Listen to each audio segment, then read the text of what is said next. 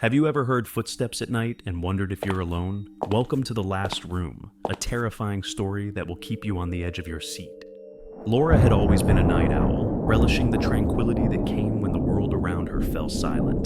The creaky old house she inherited from her grandmother provided the perfect solitude for her late-night writing sessions. But recently, the silence had become oppressive, as if the house itself were holding its breath. It started with the footsteps, faint, barely audible, but distinct enough to wake Laura in the dead of night. She'd lie still, heart pounding, straining to catch the direction from which they came. They seemed to originate from the hallway outside her bedroom, but whenever she summoned the courage to check, the house was empty. The only sound was her own ragged breathing. Laura was about to dismiss it as a prank of her overactive imagination when she noticed something on the floor, a trail of muddy footprints leading to the attic. The attic door was always locked, and she had never found the key. Her grandmother had warned her to leave it alone, to never go up there. But now, curiosity and fear propelled her forward. With trembling hands, Laura unlocked the attic door. The hinges groaned in protest as she pushed it open, releasing a gust of musty air. She ascended the narrow staircase, each step a creak that seemed to echo through the entire house.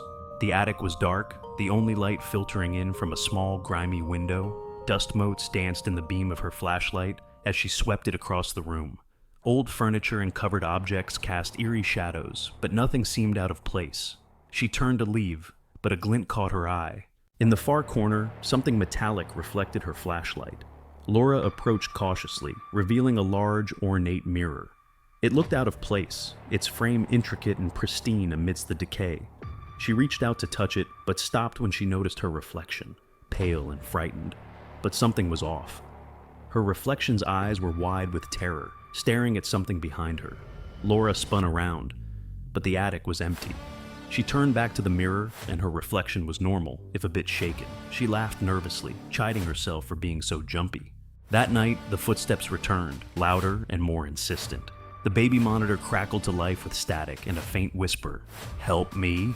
Laura bolted upright, her heart in her throat. She grabbed the monitor, her hands shaking, and demanded, "Who's there?"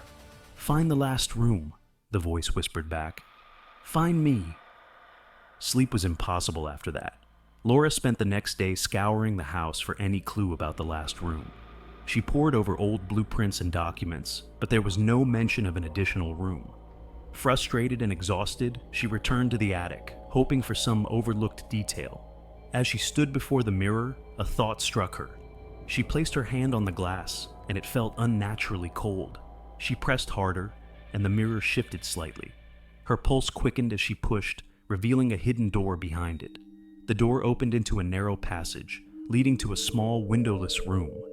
The air was thick and suffocating. In the center of the room was a chair, and on it sat a dusty, life-size doll. Its glassy eyes seemed to follow her as she entered. A sudden wave of nausea washed over her, and she stumbled back, her flashlight flickering. The doll's mouth moved, a dry, raspy whisper filling the room. "You shouldn't have come here." Laura's vision blurred, her head pounding with an overwhelming sense of dread. She tried to leave, but the door slammed shut behind her. The whispers grew louder, more insistent, filling her mind with incoherent terror. She clawed at the door, screaming for help, but the house absorbed her cries. The last thing she saw was the doll's eyes, glinting with malevolent intelligence before darkness consumed her. Days later, the police found the house empty, except for a trail of muddy footprints leading to the attic. The mirror was shattered, and the hidden room was gone, as if it had never existed. Laura was never seen again, her disappearance becoming just another unsolved mystery, whispered about in the town for years to come.